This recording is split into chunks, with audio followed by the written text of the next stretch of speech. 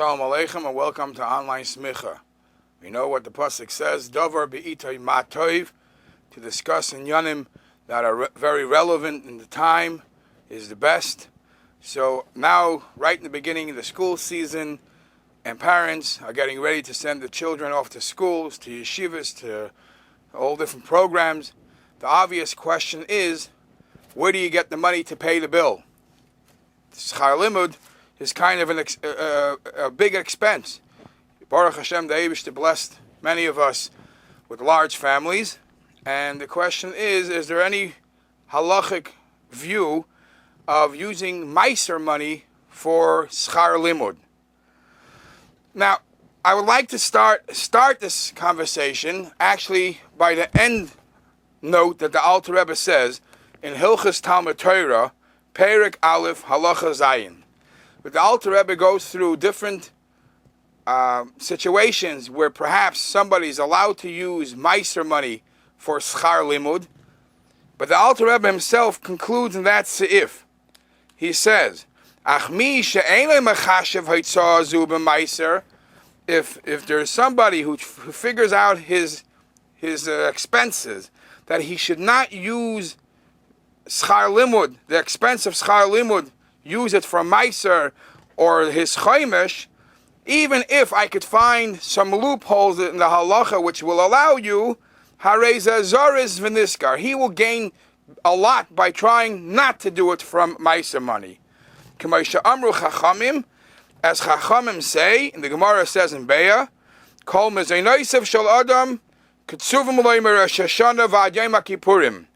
All the sustenance, all the parnasa, the amount of money and all the needs that a person will need throughout the year, is already signed and sealed between Rosh Hashanah and Yom Kippur. It's set aside what he would need. Masha asid l'histarka b'shana zu.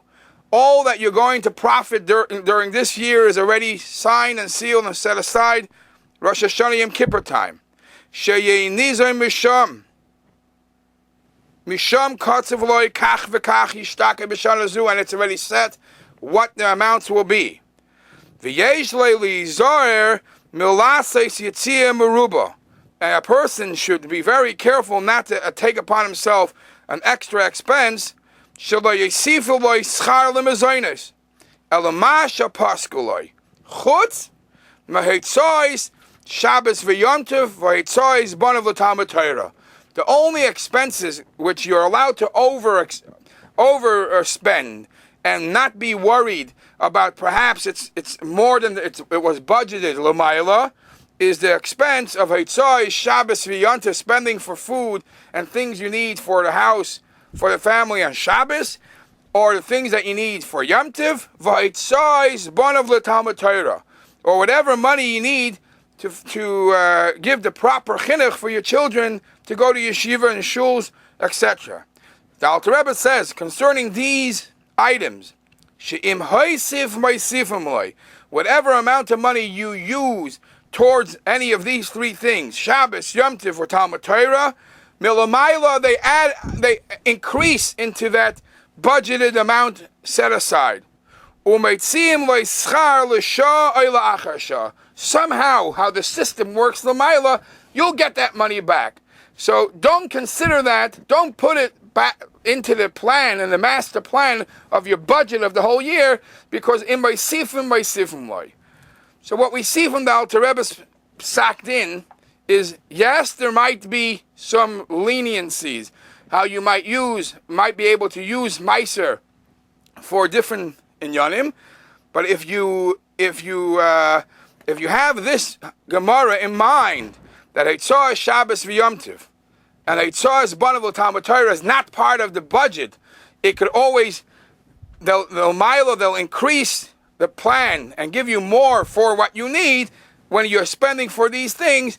The Alter Rebbe suggests not to use Maaser money. There's actually a letter from the Rebbe where the Rebbe was talking about the importance of printing Svarim. This is in the back of Chelik Tes and Lekut Sichos, page 346. And the Alter Rebbe says that even though I just said to you how important it is to print different Svarim, and based on the Alter Rebbe in Shulchan Aruch, it seems to be understood Shagami Mois Maaser Yecholim Lekachas Avur Hatfasas Sfarim, that you could even use Maaser money to print books or support Maistis. Mikol Mokim, says the Rebbe, nevertheless, since I'm looking for people to support this printing or support this institution without dikdukim, it would be best that all the donations that will be given towards this printing should not be from Maaser money. So again, starting with the summary, yes, we are going to speak about that halacha will allow Maaser to pay from Maaser different bills. However, if you're any way able to avoid taking it from Maaser, it will be best. So now back to the original question. Your son goes to yeshiva, your daughter goes to school.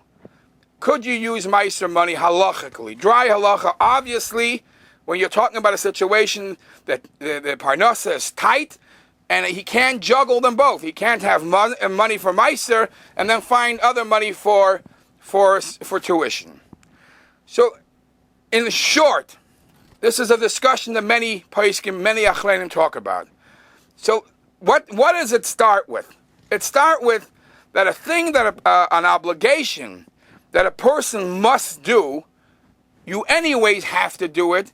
It says in Shulchan Aruch, you cannot use Maaser money for something that has to be done anyways. So if there is a mitzvah that must be done, you can't use Maaser money for it.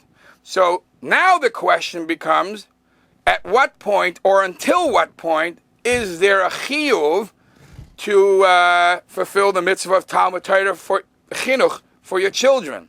And how strong is that mitzvah? Should you say that if I have to do it anyways, I can't deduct it from Maaser money?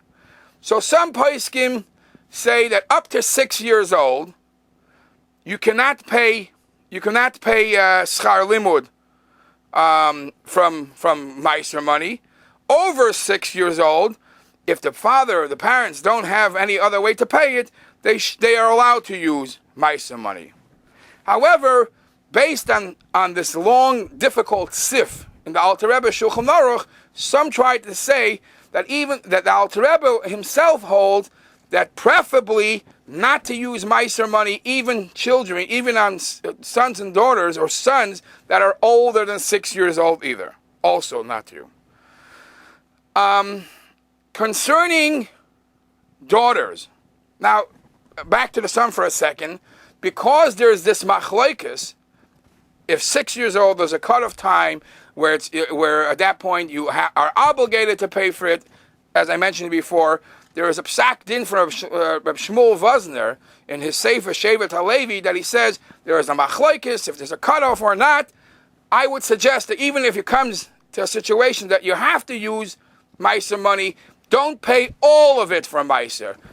A partial payment could be done from Maaser, but all of it, he doesn't feel comfortable because we don't know what's the cutoff time and is there a complete chiyuv or it's not chiyuv or whatever.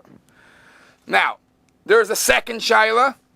The second shaila is for the girls. For the girls, we know that the chiyuv Talmud Torah applies for a father to his son. And the Gemara says, Al pi din me'ikar adin, there is no chiyuv of Talmud Torah that a father has to teach his daughter's Torah. Uvechein, being that there is no chiyuv, you should. It's an optional thing. It's a good mitzvah, and it makes it sort of lighter that a optional thing you could use Maaser.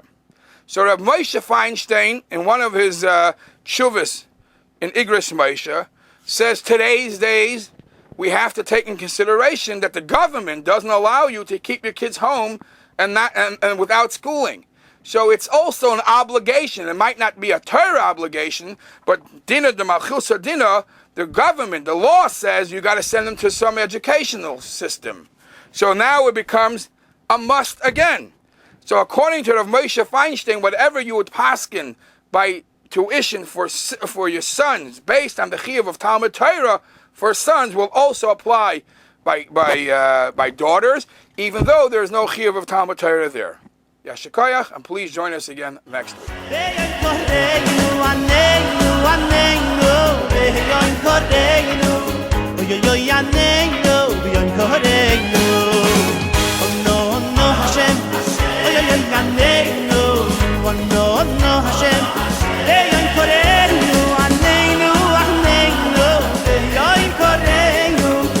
Yo